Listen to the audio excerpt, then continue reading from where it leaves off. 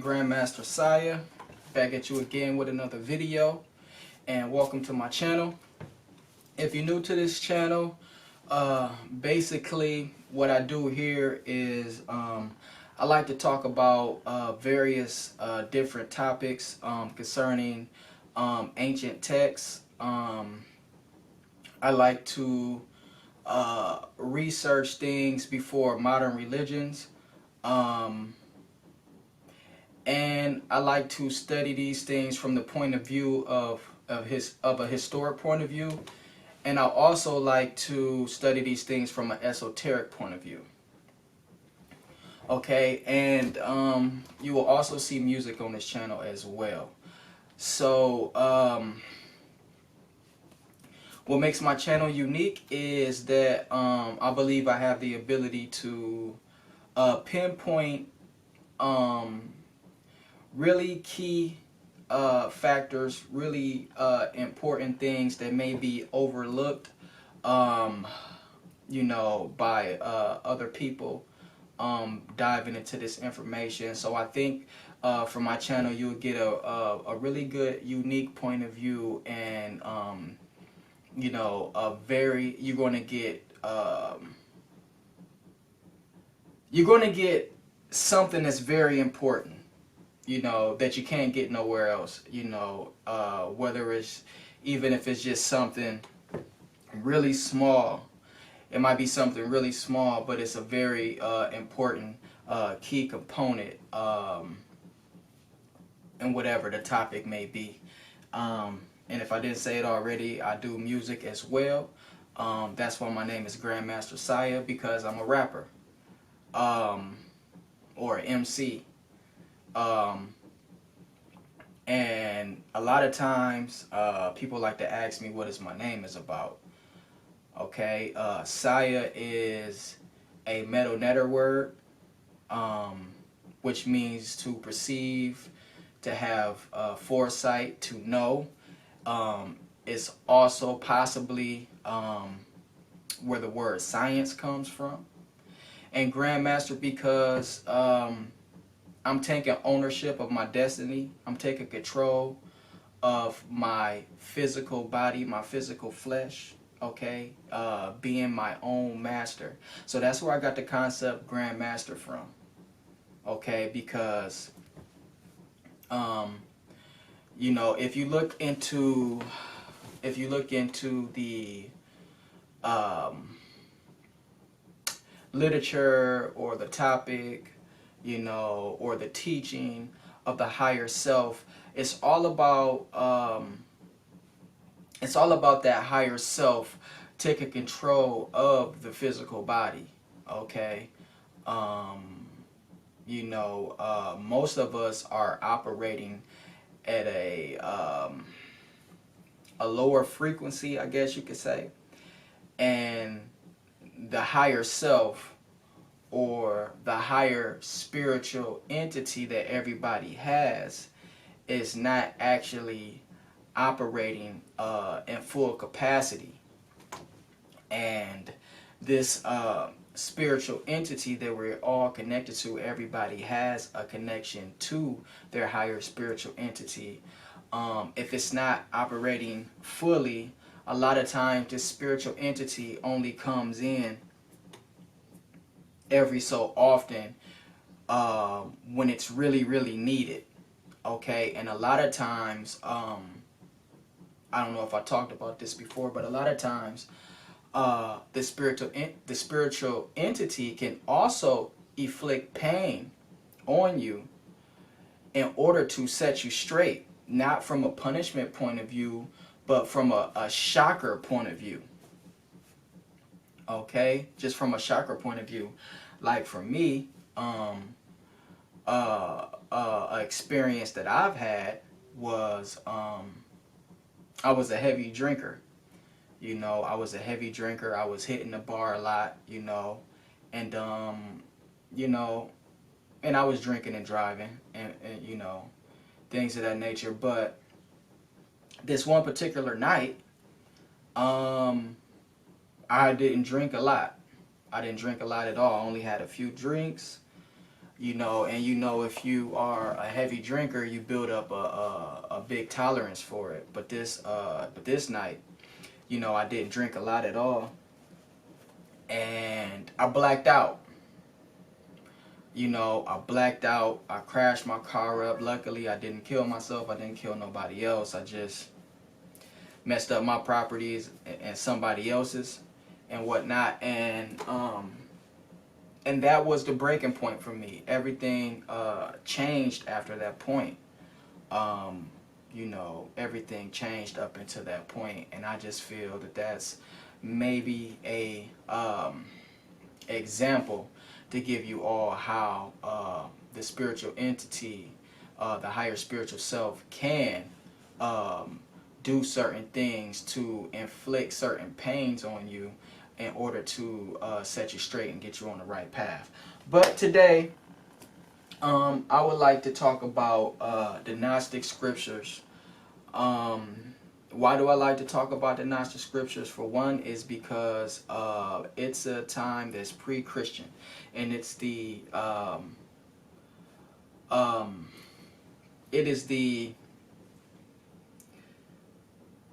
it is a time where Christianity was still evolving and being molded. It's like at a baby stage. Christianity is like at a baby stage. But what's really important about these texts is its metaphysical application, okay? And its original, well, not original, that's a bad word, not original, but its connection to an original process in a mystery school. I first found out about the Gnostic text actually watching Graham Hancock. Is that this guy? Is that dude's name? Yeah, Graham Hancock. And he talked about the Gnostic text. He talked about how in the Gnostic text that that the Garden of Eden, about the whole thing about biting the apple, I believe I talked about that on my channel before, about how this demiurge, okay, which in the Old Testament, it's saying that this Most High God is not exactly the Most High God. That's the Gnostic scriptures talk about that, saying that in the Old Testament, it's not the Most High God. It's just a demiurge who's faking as the Most High God, and he kept the tree of knowledge away from the human beings because he didn't want the human beings to access a high form of knowledge. So he basically just wanted to keep them dumbed down. Okay. So basically that's what it is. That's how I found out about the Gnostic text. And, you know, I was like, whoa, you know, what is this? What is this guy talking about?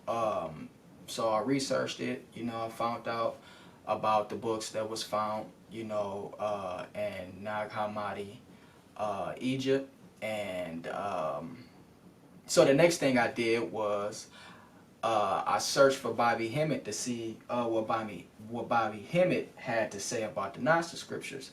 And that's where I really got a very good understanding about the Gnostic scriptures, because Bobby Hemmett talks about who the people actually were.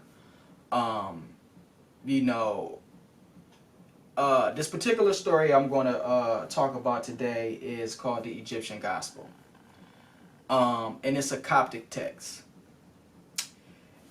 And Bobby Hemmett would talk about how, you know, that these people were priests, and they were African priests.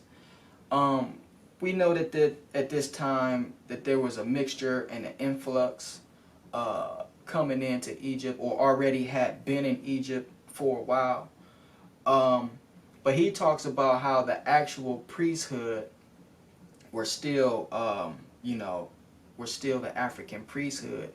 And what they did was they took the mysteries and they had to reform them in a way that could be understood for these new individuals that's now inhabiting the land. And not only that, it was an esoteric, it's an esoteric doctrine. Maybe the word doctrine is probably not a good word, but it's an esoteric science inside of this thing too, for those that's initiated to really get the full meaning of these scriptures. So in the story of the Egyptian gospel, is basically describing the first, or the eternal energy, manifesting itself and creating a whole world. And after this eternal energy, right, starts to manifest itself and create different things, and from these different things they begin to create different things, and from these different things they begin to create different things, and you got this whole hierarchy, and this whole world, or this whole universe, is starting to form and take place, all the way down to the human being. Okay, and it basically describes how the human being still has access to that into that eternal energy.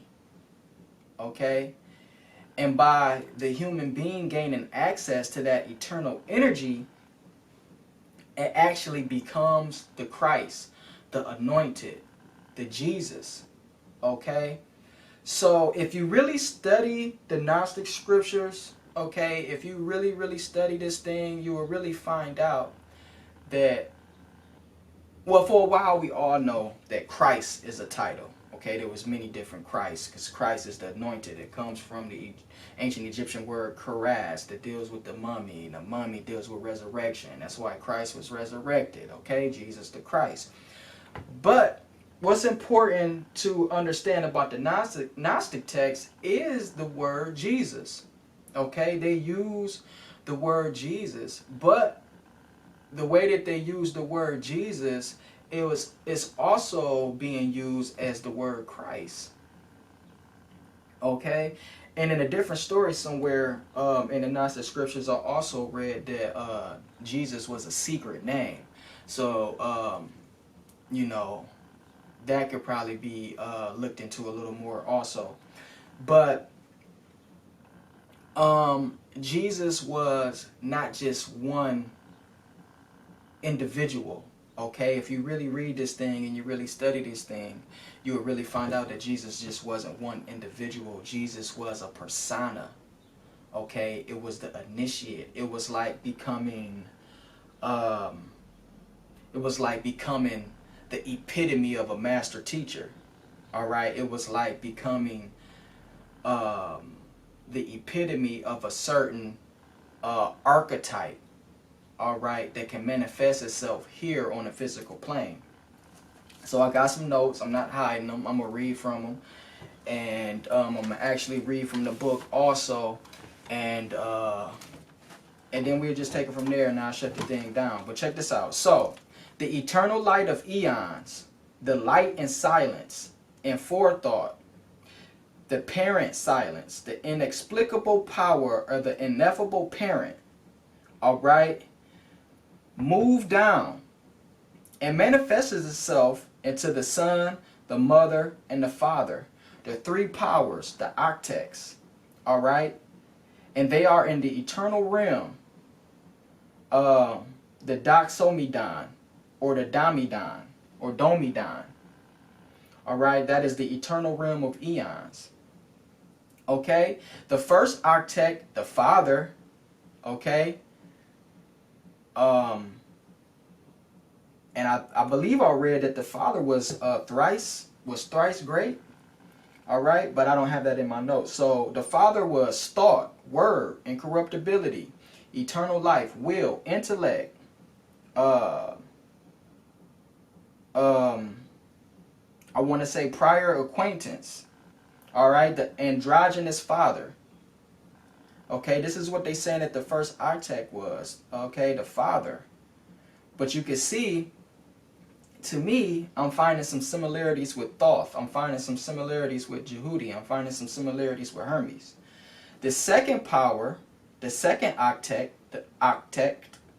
the mother, the feminine virgin, also called the Barbello, presides over heaven, the inexplicable and ineffable power who emanated itself and took delight in the parent of the living silence.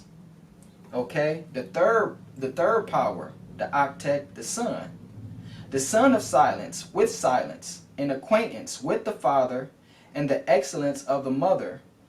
From his bosom emanated 7 powers of great light, 7 vowels. The word, verbal expression, comes from them and is their fulfillment. Okay? The invisible symbol, the ineffable mystery. All right, the 7 vowels, the I, the E, the O, the U, the E, the A, the O. All right, so if the vowel is repeated twice, then it will be a different sound from that vowel. So the vowel is a mystery. And I heard this somewhere, and I can't give them credit because I can't remember who I heard it from. But without the vowel, you can't pronounce a word without a vowel. So maybe that's why the Greeks, all right, and the Coptics, which is African mixture of Greek, deemed the vowels so sacred because the ancient Middle Nether didn't have any vowels. Okay, and without the vowels, you can't pronounce the word. Okay, it was a secret language. Okay, so so we see them talk about the vowels and the importance of the vowels. Okay, so these vowels and the 7 powers of the great light has this connection with IEL. It's spelled IOEL. All right, and it's also said to be a Christ power. Okay, and it also has a connection with what seems to be an angel called Seth, holder of glory, the child of the child.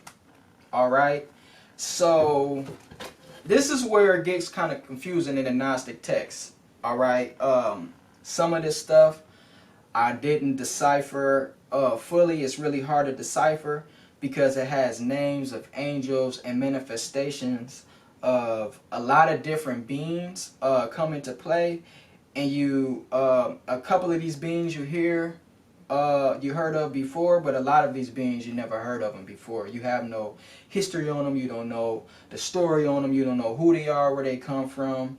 You know, these are some books, you know, that was found luckily, you know.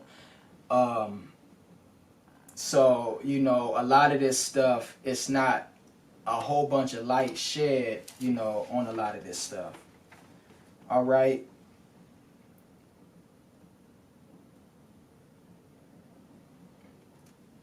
All right. So the vowels, or the invisible symbol, the ineffable mystery, I'm sorry, has a connection with IEL, all right, the Christ power, which has a connection with Seth, the holder of glory, the child of child.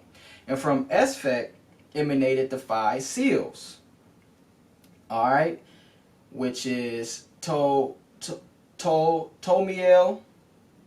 Tilmachiel, Eli, Makar, Seth, crown of glory.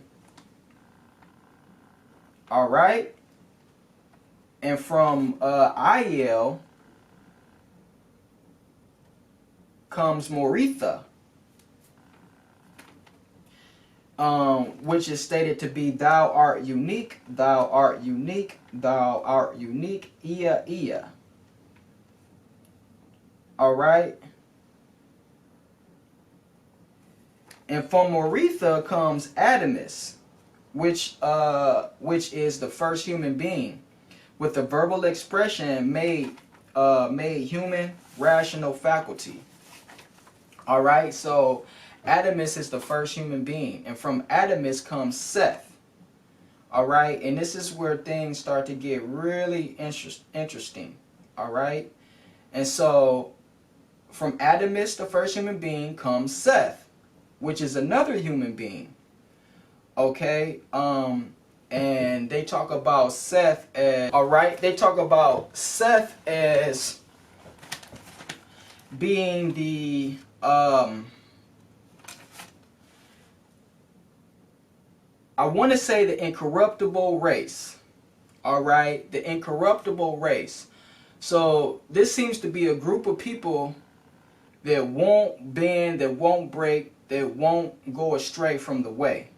Alright, and we'll later on see that evil entity actually manifested trying to get rid of this incorruptible race. So from Adamus comes Seth, all right, and Seth manifested 4 angels, all right, and not only 4 angels, but four realms, okay, which is Harmaziel, lovingness, which gave way to Gamiel, memory, Oriel, perception, which gave way to Gabriel, love, Dauti, intelligence, all right, which gave way to Sambiel, peace, and Elith, prudence, gave way to Abraskis, eternal life. All right, and this is from the seed of Seth. And so from these 4 realms and 4 angels comes Polithia. All right, comes Polithia, the power of light, mother of glory, has 4 breasts bearing fruit out of Gomorrah and Sodom. All right, so this is where things is getting interesting, because from these 4 realms comes Gomorrah and Sodom. But we might find out that in the Gnostic scriptures that Gomorrah and Sodom is not what is perceived to be in the Bible. From Elilia, Sakla, and with Sakla comes Nebroviel, a Damien, okay, the Damien that came with Sakla, the earthborn spirit, the ruler over chaos in Hades, Sakla, in Nebroviel. Okay, so this is, okay, we'll just keep going. So Sakla said to Nebroviel, let the 12 aeons exist. Sakla told the angels, I am the jealous God, and none come before me. Okay, comes the jealous God, comes the demiurge, who created the 12 aeons. All right, Athoth, Hermes, Kalia, Abel, Adonios, Sabbath, Cain, which is in parentheses to be the son, Abel, Akersinthina, Abel, Harmophiel, Alkir, Adonian, and Belias.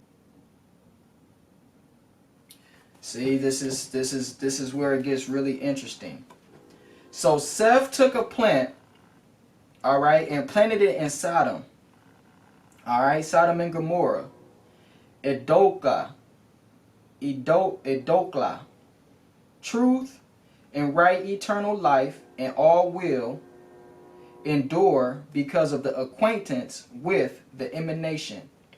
So the devil tries to kill the people with acquaintance, flood, and catastrophes. All right, so from Adamus emanated Seth, and Seth is the incorruptible race that has acquaintance with the eternal presence, the eternal God, the eternal energy, the manifesting energy, right? The first to start the creation or the creation process, and began to manifest different beings, different realms, all right? And we're moving all the way down, and we see that the demiurge was created, the ego, all right? Why do I say the ego? Because he's a jealous God. No one comes before him. That's ego. And this becomes the devil, all right? This becomes the evil entity. And now I'm going to read out of the book. I'm going to read the chapter, The Flood and Other Catastrophes. The flood and other catastrophes. And the flood will come as a prototype for the end of the age against the world. On account of this race, conflagrations will come upon the earth. Grace will come through the agency of the prophets and the watchmen of the living race. On account of this race, plagues and famines will occur. All these things will come to pass on account of this great incorruptible race. On account of this race, temptations, deceptions, and false prophets will occur. Next chapter, prediction of Sakla's downfall. Next, the great Seth saw that in the devil's activity, in its crookedness, in its scheme that it was going to bring down upon the immovable race, and the persecution waged by its powers and its angels, and its deception, it was going to act recklessly against its own self. Next, the great Seth lifted up praise unto the great, uninvoked, invisible, unnameable virgin spirit of the Father, the masculine, female virgin, the barbello, the male child, Tamiel, Telmachiel, Eli, Machar, Seth, the power that is in very truth living, the masculine, female virgin, Aiel, Esphech, holder of the glory, the crown of that being's glory, the great glorifying Eon. The thrones that are with it, the great beings that surround them, and glories and incorruptibilities, and the whole fullness of which I have already spoken. Next chapter, emanation of guardian angels. And he first made a request for guardians of his seed. Next, the 400 ethereal angels emanated from the great eons, and with were Aerosiel and the great Selmechiel, the guardians of the great incorruptible race, its fruit and its mighty people of the great Seth, from the time and age of truth and right, down to the end of these eons, and their rulers whom the great judges have condemned to death. Next chapter, Seth's incarnations. Next, the great Seth was sent by 4 great luminaries by the will of the self-originate, and all their luminaries' whole fullness, through the gift of delight of the great invisible spirit, the 5 seals, and the whole fullness, to live through the 3 advents of which I have already spoken, the flood, the conflagration, and the judgment of the rulers, authorities, and powers, to save that race which went astray by destruction of the world and baptism of the body, and by that reason-born being which the great Seth prepared mystically through the female virgin to make the holy people be born again. By the Holy Spirit and invisible hidden symbols, by the destruction of the world against the world, by renunciation of the world and the God of the 13 eons, by by invitation from the holy, ineffable, and incorruptible beings in the bosom of the mighty light that pre-exists in forethought. Next chapter, his establishment of baptism. And by forethought he established the holy and the baptism that is higher than the heavens.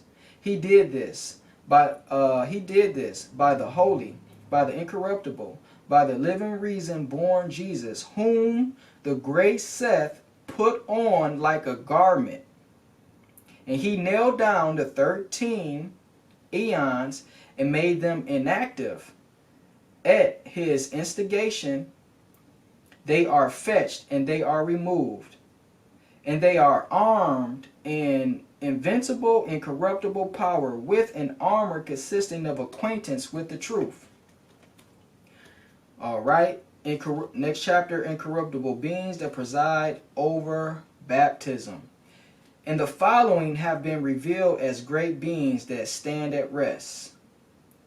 Isis, Mazaresis, Ezedekias,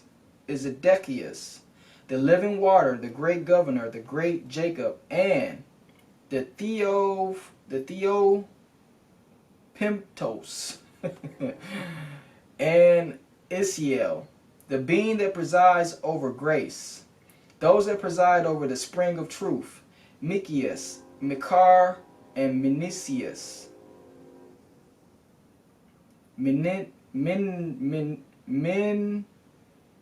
Mencinius, the one that presides over the baptism of the living, the purifier,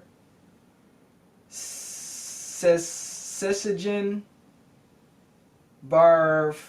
Barfaragus, those that preside over the gates of the waters of life, Misius and Mikar, those that preside over the ascent, Celido,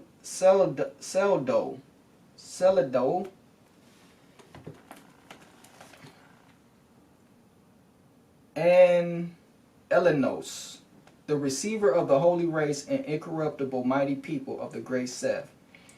The attendants of the four luminaries, great Gamiel, the great Gabriel, great Sambalo, and the great Abrascus, those beings that preside over the sun path of coming out, Osis, Hymenius, and Heruimeus, those that preside over the sun's way of going into the repose of eternal life, Perithinus, Mixinthier, and Michonor, the guardians of chosen souls, Acraman, and Strimsocus, the great power, Telmachiel,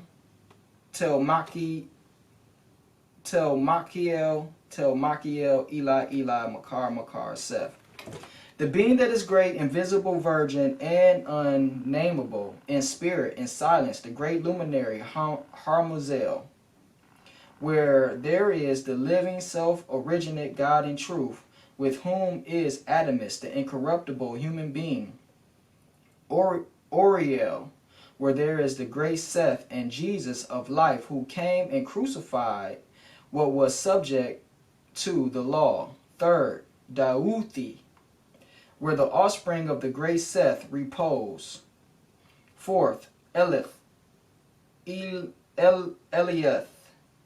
where the souls of the offspring repose.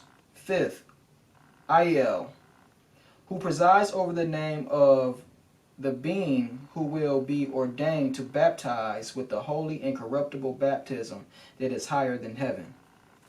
The effect of baptism.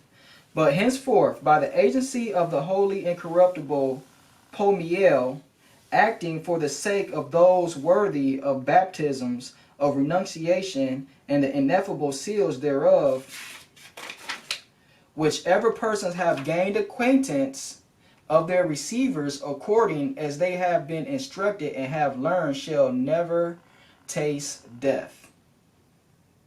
All right, and the end of this is just giving praise to the vowels, and giving praise to Jesus, and Isis, Jehovah, very truth, Isis, Mauritius, or Mazarius, Isidekius, O living water, child of the child, named of all glories, in very truth, eternal being, and pronunciation of the vowels, long stretching tone of the vowels, I-E-O-Y-O-A, in very truth, O being which beholds the aeons, and very truth. Okay? O existent forever and ever in truth. All right? So, I'm going to just cut it short here, and you can see that it's giving praise to the eternal spiritual entity that moved and created, and with all its creations, it was inside of it was inside of all of its creations. So the Gnostic scriptures is really interesting. For one fact, you get a different point of view of Jesus. And by the way, this predates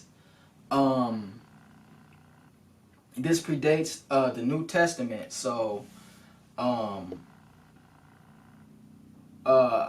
of this stuff was probably pulled from for the New Testament. And you just get a metaphysical and a more esoteric understanding of what this doctrine and teaching really was. Okay,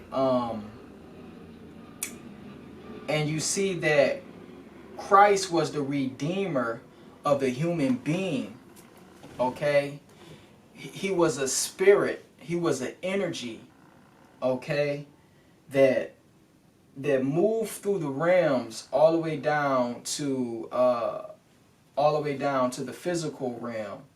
All right, for the incorruptible race to be regenerated, and to be able to have acquaintance, and also for those that went astray, as it talks about.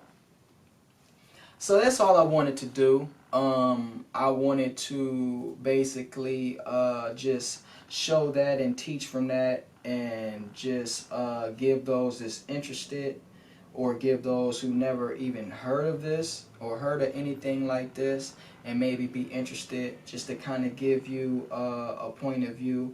And another thing that's interesting that I got from the story was Sakla, the demiurge, and the demiurge said, let there be 12 aeons.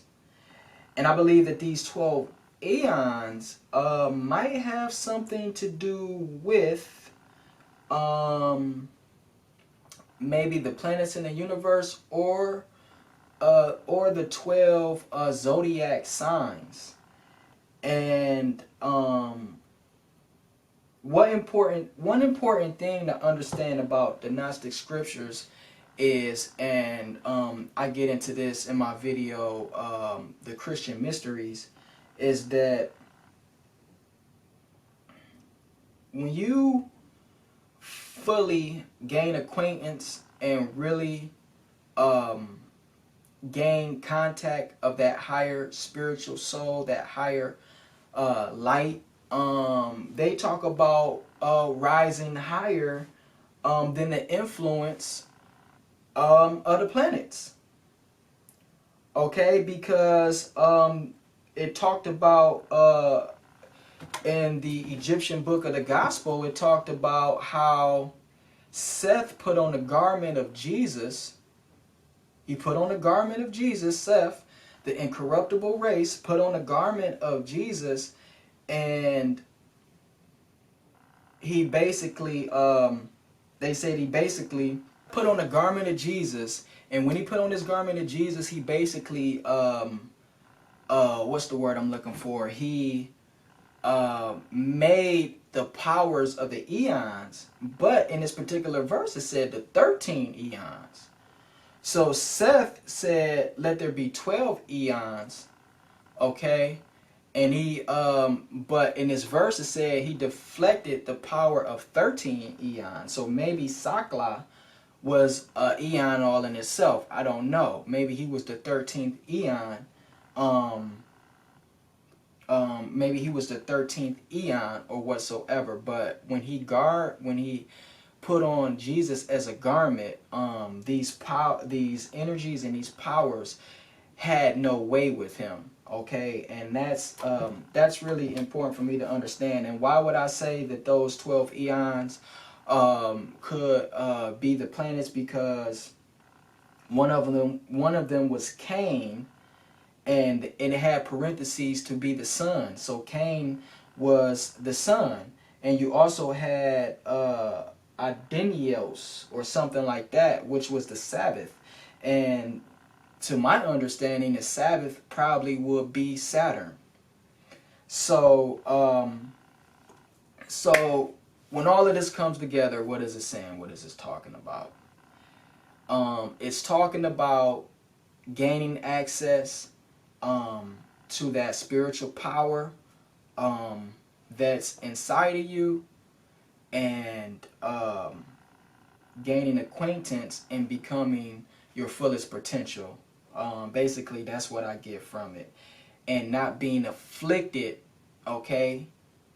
When you gain access and you put on this garment and you gain access to the highest spiritual energy, okay, and you make acquaintance with it, you're not being afflicted by the evil energies and the evil powers, okay, that's here trying to corrupt you, okay, that's trying to corrupt the incorruptible race.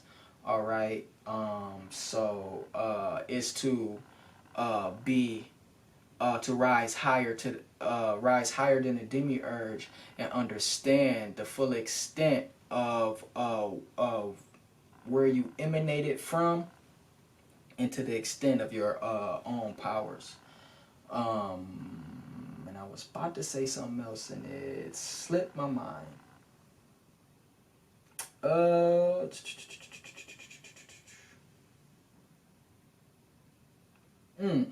hate when that happens.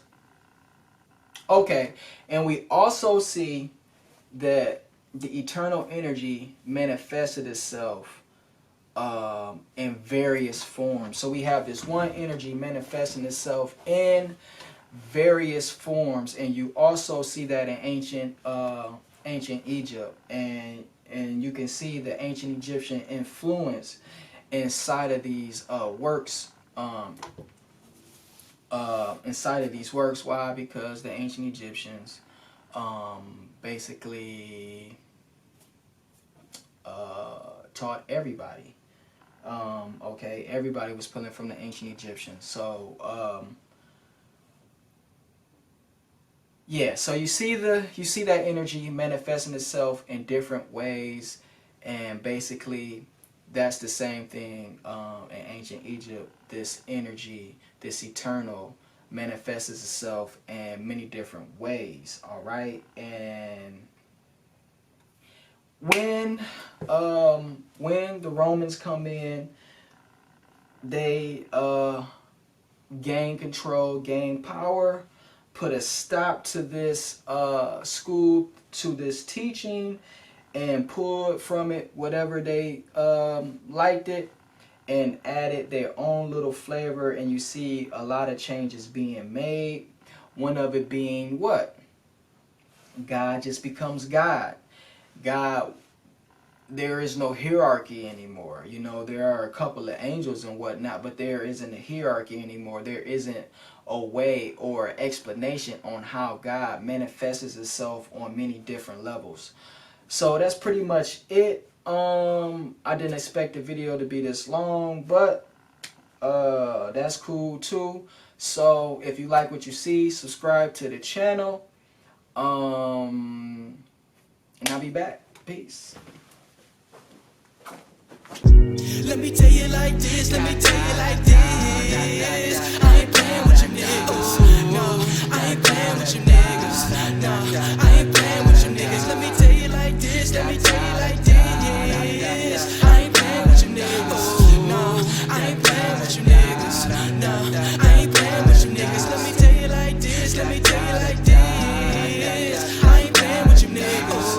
No, I ain't playing with you niggas. No, I ain't playing with you niggas. Let me tell you like this, let me tell you like this. I ain't playing with you niggas. No, I ain't playing with you niggas. No, I ain't playing with you niggas. It's return of the Magi, fly like a black hawk. I'ma let my soul talk. This is not for the profane. I'm the evil scientist in the gold chain, fully initiated. You don't know pain. I probably reach the levels you will never reach. It's reminiscent of God words in Genesis when I speak. Created the whole world within a week. Back at it again. I'm the scribe with the poisonous pen. On 10 till the old man never knew my